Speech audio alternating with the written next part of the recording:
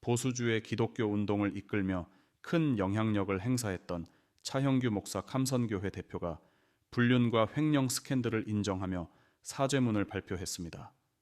동년배 목회자의 추락을 보며 언제든지 나의 일이 될 수 있다는 경각심을 가지게 됩니다. 한편으로 많은 분들이 비난을 넘어 봐라, 내 그럴 줄 알았다 라는 식의 조롱 영상을 쉴 새 없이 올리는 것을 보면서 찹찹한 마음입니다.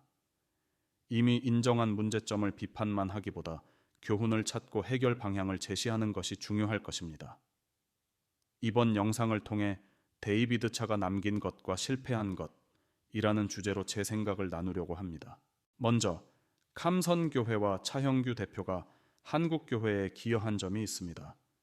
반동성애, 반차별금지법, 반공산주의 및 건국 역사, 북한 인권 문제 등 온라인 유튜브를 통해 이 시대에 필요한 보수적 가치 확산에 기여했고, 코로나 시절 교회가 폐쇄될 때 온라인 기도운동을 성공적으로 이끌었던 점을 인정합니다.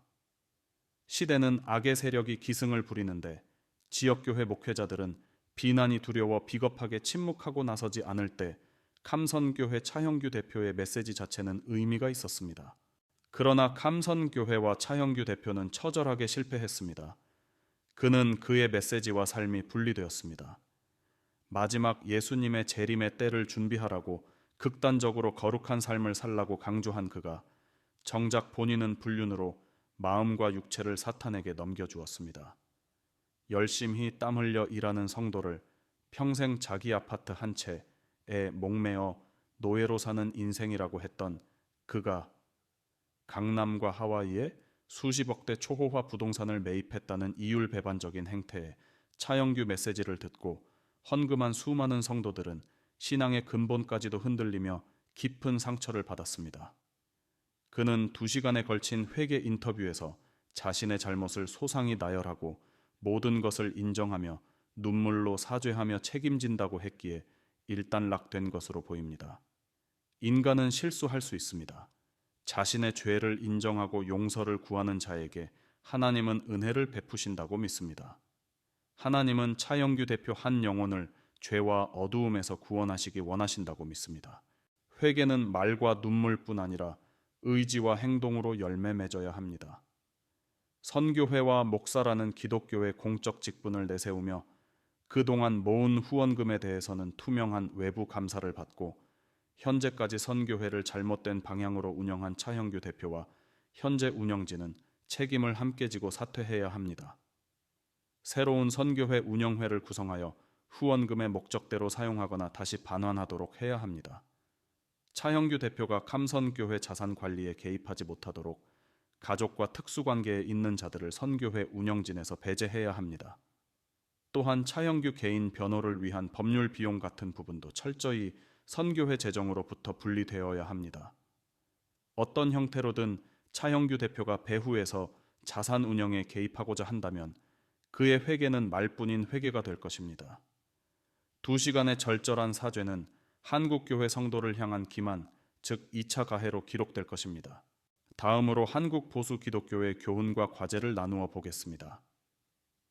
첫째, 신비주의와 결합된 보수 기독교 운동은 실패합니다.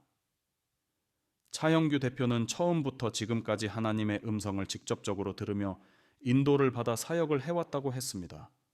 그는 소위 성령의 감동을 받아 삶의 여정을 인도받고 선교회 사역의 방향도 결정해왔다고 했습니다.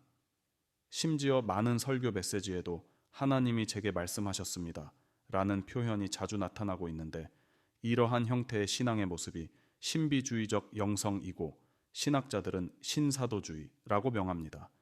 신사도는 사실상 신선지자, the new prophet 라고 하는 게 더 이해가 빠릅니다.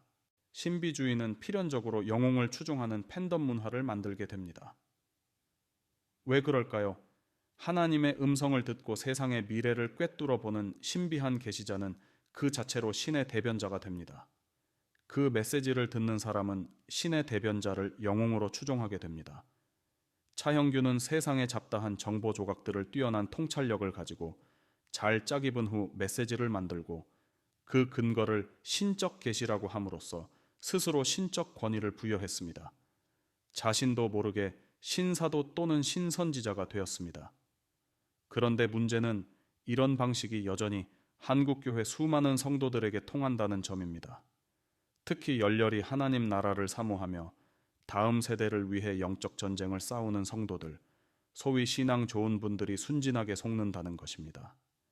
그 이유는 자신도 신비주의 신앙이 깊숙이 뿌리내리고 있기 때문입니다. 차형규 대표는 하나님께서 용서하셨다는 감동을 받았으니 더 이상 정죄하지 마세요. 아니, 차형규 대표는 여전히 사기꾼이며 거짓 회개를 하고 있다는 감동이 있으니 그를 절대 옹호하지 마세요. 사실 차형규 대표를 놓고 적대하는 두 부류 모두 자신의 느낌을 절대화하는 경향이 있습니다. 이런 것이 신비주의 신앙의 모습들입니다. 신비주의 기독교는 계시를 풀어내는 신적 영웅을 추종하게 만듭니다. 그리고 본인은 예수의 제자가 되는 것이 아니라 사람 영웅의 추종자가 됩니다. 팬이 될 뿐 그 사람에게 계속해서 의존하게 만드는 기형적 신앙인이 되게 합니다. 결국 아이돌 가수의 팬클럽처럼 오빠 부대만 양상할 뿐 크리스찬으로서 세상에 어떤 기여도 하지 못하게 만듭니다. 한 개인이 인격과 신앙과 삶에서 독립할 수 있도록 양육하고 훈련하는 것이 보수적 기독교의 핵심 가치입니다. 보수 기독교 가치를 외치는 신비주의 기독교 신앙을 주의하십시오. 이것이 감선교회와 차형규 대표의 스캔들이 주는 첫 번째 교훈입니다. 이어지는 내용은 다음 영상에서 말씀드리겠습니다. 감사합니다.